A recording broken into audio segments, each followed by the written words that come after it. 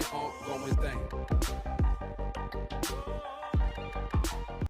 guys, selamat datang di channel Arya Bagus. Kali ini aku akan menceritakan lagi cerita horor yang saya dapat dari cerita horor Twitter yang berjudul Misteri di Desaku. Di sini ada empat. Maksudnya ada part satunya, ada part 2, dan part 3. Aku yang part satunya dulu ya. Oke, kita lanjut.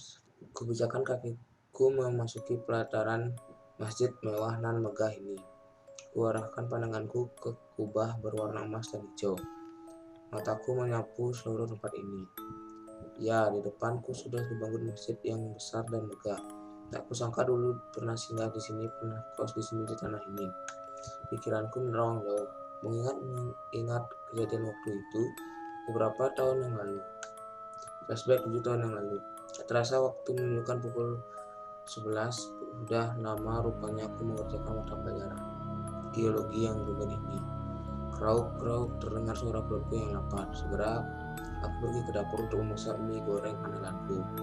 Karena aku nyalakan kompor sambil menunggu air mendidih memainkan handphoneku dengan asik. Aku mendengar suara tangis anak kecil. Segera aku mencari asal sumber suara tersebut. Kubuka jendela dan kulihat pekarangan rumah ini, lebih tepatnya tempat kosku ini. Ya, aku indekos di sebuah rumah yang pemiliknya adalah kakek dan nenek berumur sekitar 60 tahunan. Rumah kuno dari kayu modal joglo. Tujuanku kos saat itu karena sekolahku yang lumayan jauh dari rumah. Aku masuk sebuah SMA favorit terkenal. Makanya aku semangat meskipun membuat jauh dari kedua orang tua. Aku kaget karena melihat anak kecil berkaos putih lusuh, memakai celana pendek berwarna gelap. Wajahnya pucat, berkulit bersih dan berambut lurus cepat. Itulah opo kundu, artinya lihat apa kamu nak terdengar suara keras dan meninggi mengagetkanku. Aku hanya menelan ludah, belum bisa menjawab karena syok. Wes tak wanti-wanti kowe ket awal maibu rene ojo ketek ndelok utawa nang karangan buri kok dangkal. Artinya sudah, saya dengarkan kamu dari awal. Masuk sini, jangan sampai melihat atau ke belakang pekarangan belakang kok masih ngeyel. Aku tidak bergeming sedikit pun karena selama yang aku tahu kakek adalah seorang yang ramah dan banyak senyum. Berbeda dengan kali ini, bulu-bulu atau saya. Semua penghuni kos berhambur keluar menuju dapur karena mendengar ternakan kakek memarahiku. Aku takut saat itu dan malu karena aku baru masuk kos sudah membuat ulah. Terus bingin do, ayo kudu belum kabar kamar kabeh, awakmu pisan mi. Artinya sudah malam nak, ayo semua pada masuk kamar. Kamu juga mi, tutur kakek kepada kami semua dengan suara lembut dan senyumnya yang berubah drastis. Setelah makan dan tugasku selesai, aku beranjak tidur. Aku masih memikirkan hal tadi. Kenapa kakek dan nenek tidak membuka pintu tersebut? Padahal kulihat di sana sangat nyaman dan teduh, dan ada sumur yang terlihat tua dan sudah tak terpakai ditutup dengan kayu, serta ada bekas kamar mandi tak terurus di pojok sebelah sumur. Tak terasa aku sudah terlelap tidur. Aku bertemu anak kecil tadi dalam mimpiku. Dia terlihat menangis dan murung. Dia melihatku dan berjalan ke arahku, kemudian menarik tanganku untuk mengajakku bermain. Kami bermain bola dan petak umpat. Kulihat dia sudah mulai tersenyum dan ceria. Saat aku bermain petak umpat, aku jatuh tersungkur ke tanah lumpur. Anak laki-laki tersebut tertawa terbahak-bahak melihat aku seperti itu. Aduh, ternyata aku terjatuh dari ranjang. Kulihat hari sudah terang, sudah pukul 4.45. Aku segera ke kamar mandi berwudu untuk menunaikan kewajibanku sebagai seorang muslimah. Saat aku berwudu, kulihat tanganku ada beberapa luka dan ada lumpur di siku.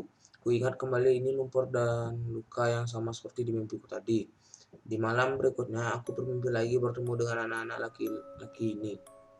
Bahkan berminggu-minggu, setiap malam aku memimpikannya bermain bersama dia.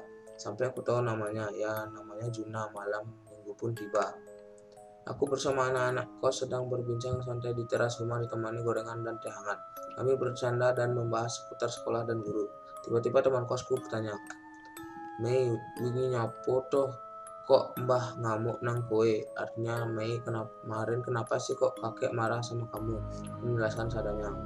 Tenanan Mei, kene ra tau ngerti kok lek ono karangan nang mburi, malah ra tau dikandani bias. Artinya serius nih, kita nggak pernah tahu kalau ada pekarangan di belakang, malah nggak pernah dikasih tahu sama sekali. Celetuk salah seorang temanku. Lalu aku bertanya, Simbah duwe nak oporayo? Artinya kakek nenek punya anak apa enggak ya? Yo duwe me anake lanang, tapi jarene sih mati pas umur 10 tahun, jenenge Juna. Ya artinya ya punya me anaknya laki-laki, tapi katanya sih meninggal waktu umur 10 tahun, namanya Juna. Lah sama dong dengan anak yang kulihat di sumur tempo hari yang datang ke mimpiku dan main bersamaku belakangan ini. Dia juga anak laki-laki berumur sekitar 10 tahunan dan namanya Juna, batinku. Di sini rasa penasaranku dimulai. Ada apa sebenarnya di sana? Aku memang bisa melihat, merasakan, dan mendengar mereka. Aku merasa ada yang tidak beres di sini, dan aku perlu menyelesaikan hal ini. Tak terasa sudah larut malam.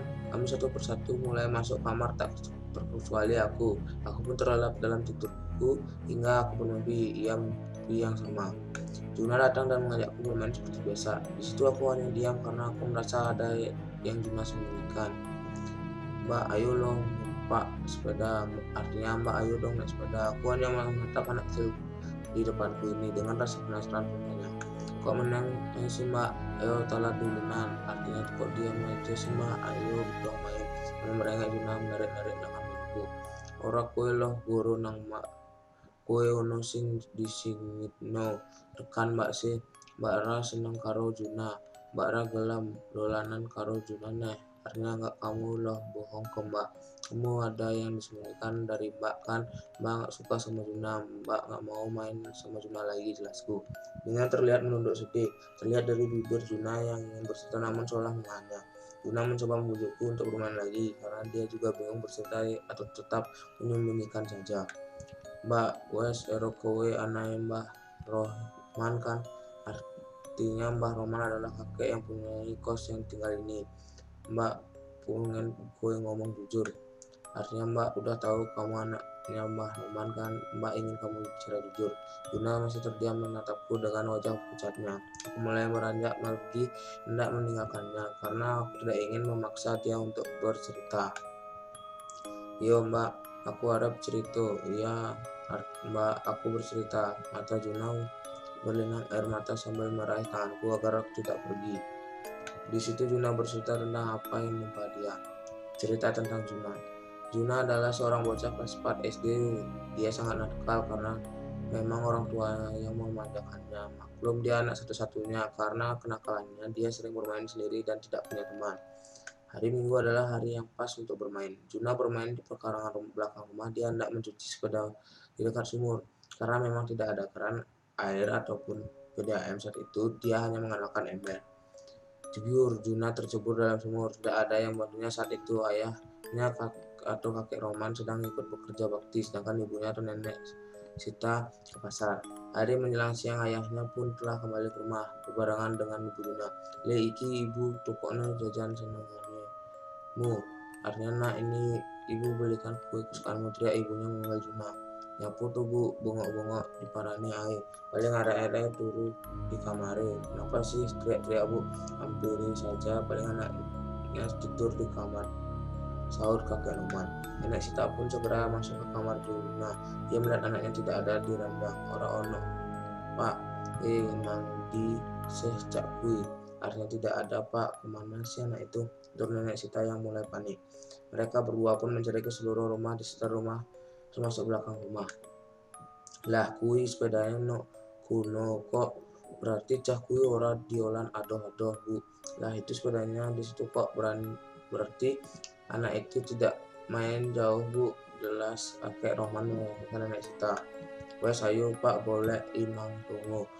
BE tanang omai kancane cangkui. Artinya sudah, mari kita cari tetangga, siapa tahu anak itu main ke rumah temannya, ajar nenek Sita. Kakek Roman mengangguk tanda setuju. Mereka berbicara ke rumah tetangga untuk mencari teguh. Di jalan saat mereka mencari Juna, kakek Roman bertemu Pak RT. Pak, kok kelihatannya panik itu, ada apa masalah? Tanya Pak RT. Ini Pak RT, Juna dari tadi saya cari-cari belum ketemu. Sudah cari ke rumah temannya dan ke tetangga, tidak ada yang tahu keberadaan Teguh, jawab Mbah Roman. Kalau begitu kami akan bantu cari Pak. Saya akan kumpulkan warga dulu, tutur Pak RT. Pak RT memukul kentongan agar warga berkumpul. Setelah warga berkumpul, mereka mencari Juna bersama-sama. Hingga sore menjelang tak ada warga satupun yang menemukan Juna. Nenek Sita makin panik, bagaimana ya? Tidak ada anak sematang wayangnya hilang. Di mana ini Pak? Sudah sore Juna belum ketemu juga, ucap Nenek Sita sambil menangis. Sebentar lagi azan maghrib, mari kita sholat jamaah dulu. Nanti setelah sholat kita berkumpul lagi untuk mencari Juna lagi.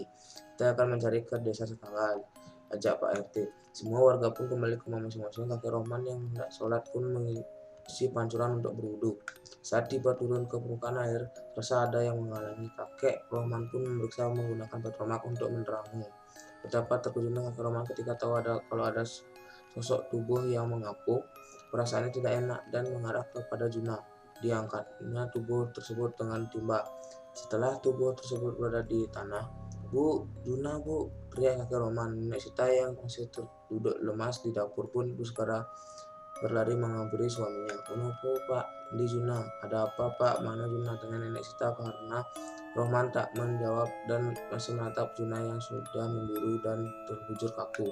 "Juna, itu Juna Pak," tanya Nenek Sita untuk memastikannya lagi. Nenek Sita yang tak kuat saja saat putranya ambruk seketika. "Bu, sadar Bu, sadar," ucap kakek Roman sembari menepuk-nepuk lembut pipi istrinya. Tak lama Nenek Sita pun bangun. "Enggak Pak, Juna urung mati. Juna si urip iku dudu anakku." "Tidak Pak, Juna belum meninggal. Juna masih hidup, itu bukan anakku," teriak Nenek Sita yang tak terima putranya pergi meninggalkan dia untuk selamanya.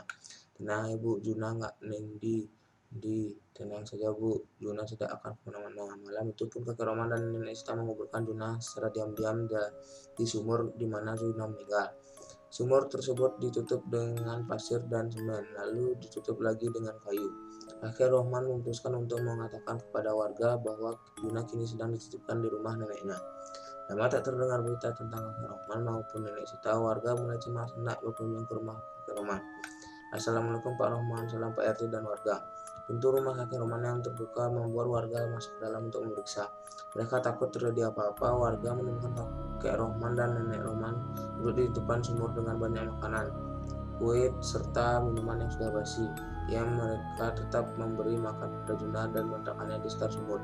"Pak Rohman, Ibu Sita, ini ada apa?" bertanya Pak RT. Kakek Rohman dan Nenek Sita pun kaget karena warga memasuki pekarangan rumah tanpa izin dari mereka.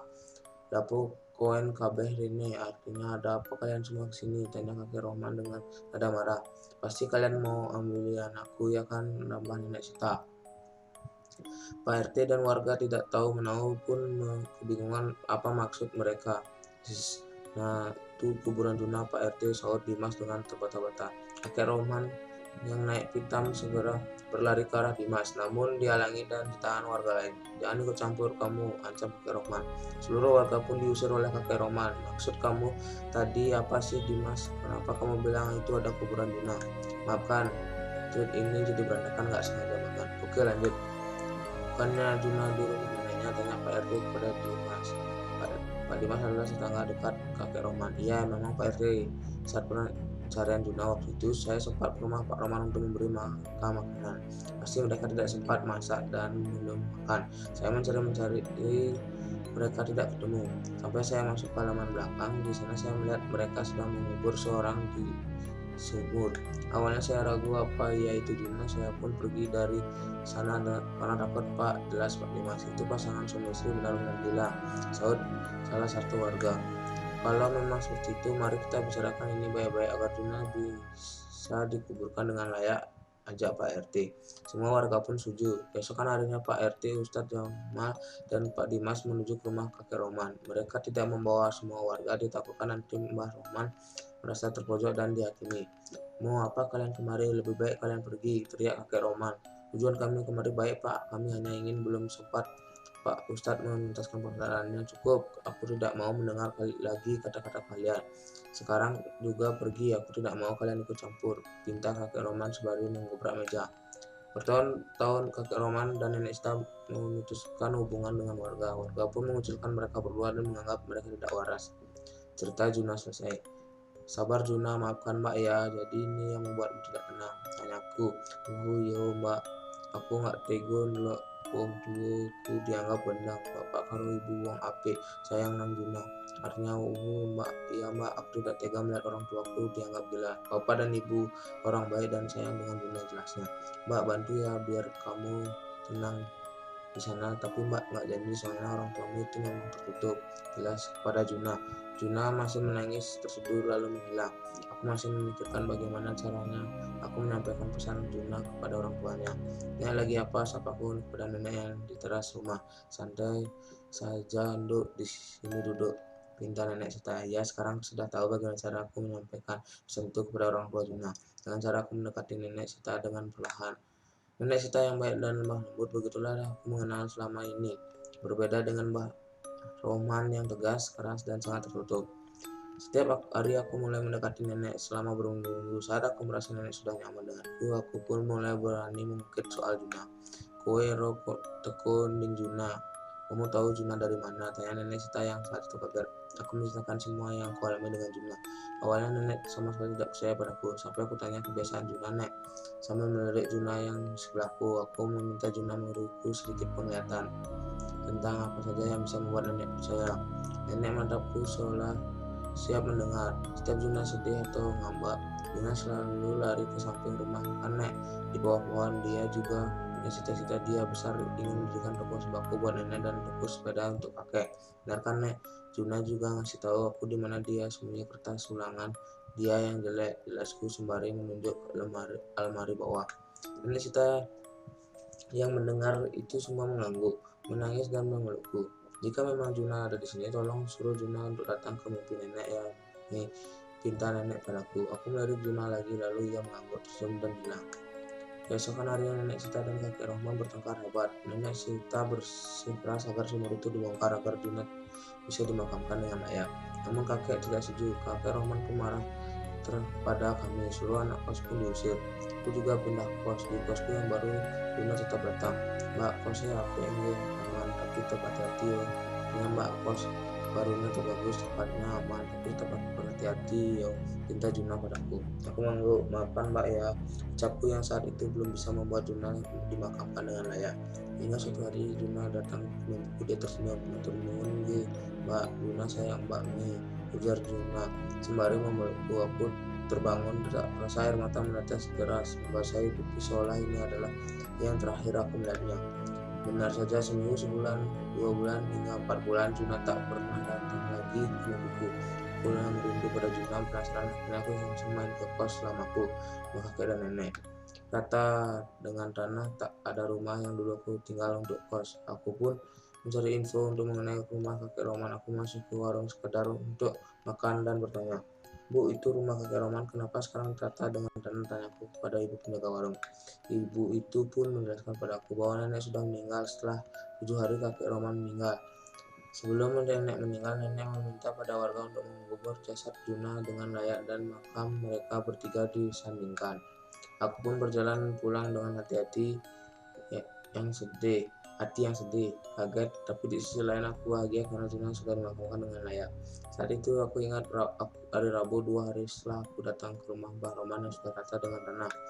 Di sekolah aku datangi Pak RT dan juga Pak Ustadz. Aku dijemput mereka dan diajak ke makam kakek Roman, nenek Sita dan Juna. Ini pesan dari nenek Sita untuk Dek Mei, ujar Pak RT sembari memberikan sebuah surat. Setelah nenek Sita mengucapkan berterima kasih kepada aku, dia memutuskan untuk melelang barang yang ada di dalam rumahnya, hasilnya untuk disumbangkan kepada orang yang membutuhkan, dan rumahnya pun diminta agar diratakan dan tanahnya agar diwakafkan untuk membangun masjid. Warga sadar jika nenek Sita dan Mbah Roman orang baik, bukan gila seperti yang selama ini mereka kira. Masjid itu diberi nama Ainur Rohman. Flashback selesai. Ya, masjid di mana aku berdiri saat ini, disinilah tempat aku kos 7 tahun yang lalu, di mana aku mengalami kejadian yang tak pernah aku lupakan, kejadian yang bisa membuatku belajar jika sayang itu tak cukup untuk selalu bersama. Sayang yang sesungguhnya adalah ketika kita membuatnya bahagia. Setelah selesai sholat asar, aku pun melanjutkan perjalananku menuju kampung halamanku. Ya, setelah lulus kuliah, aku bekerja di ibu kota, dan saat ini aku akan pulang karena sangat rindu dengan keluarga. Terlebih 2 minggu lagi adalah hari kemenangan orang Muslim. Hari Raya Idul Fitri. Aku menunggu ojol online pesananku sembari duduk di depan masjid. Perjalananku menuju rumah memakan waktu sekitar 45 menit. Dengan Mbak Mei, sapa ojol yang sudah di hadapanku. Aku tercengang kaget. Bukan karena bapak ojol yang tiba-tiba, tapi sosok di belakang bapak ojol ini. Iya Pak, iya, jawabku terpotong masih menatap sosok ini. Aku yang kebingungan antara mau naik atau tidak. Aku tidak mungkin membatalkannya. Sebentar ya Pak, ada barang saya yang ketinggalan di tempat wudhu, kilahku. Padahal aku hanya ingin mengalihkan perhatian sosok tersebut agar mau aku ajak komunikasi dan pergi dari motor. Sosok itu sangat menyeramkan.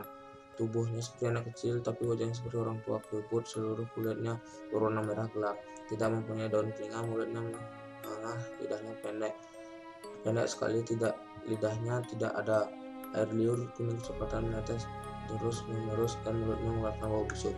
Aku pun berasa memancing makhluk ini ke kamar mandi. Untuk apa kamu di sana? Tanyaku. Hanya ikut ke bapak itu, bahwa itu dia di tempatku. Aku tak sengaja terbawa olehnya. Pergilah, jangan mengganggu siap aku. Pergi, tidak, aku sudah nyaman bersama orang tua, ujarnya. Rupanya kau mulai jahat ya. Baiklah, aku akan membakarmu, ucapku. Aku pun mulai berdoa memohon kepada Allah agar memisahkan makhluk itu. Ampun, baiklah, aku akan pergi, teriaknya bersama dengan itu.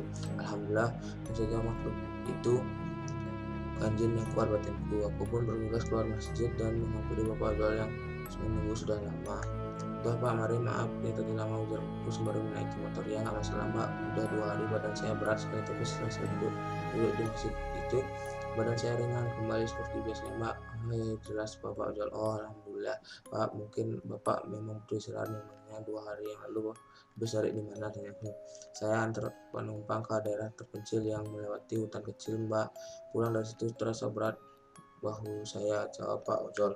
Tak terasa aku pun telah sampai di depan rumah. Aku memberikan helm dan uang kepada bapak ojol. Terima kasih Pak, jangan lupa berdoa ya Pak, ujarku. Setelah masuk rumah sepi, tak ada orang. Ayah dan ibuku belum pulang dari ladang. Orang tuaku sebagai petani memiliki sawah sendiri di desaku.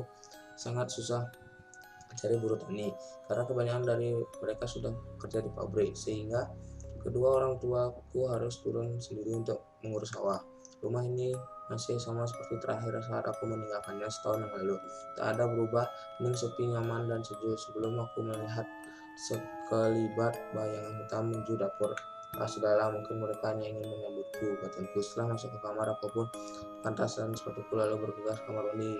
Kamar mandi ada di dalam rumahku, sekedar cuci kaki, tangan, dan cuci muka. Setelah selesai, aku melepaskan badanku ke wayaku. Saat itu masih jam 16.50. Sebentar lagi kedua orang tuaku datang. Teriak, suara pintu berdiri.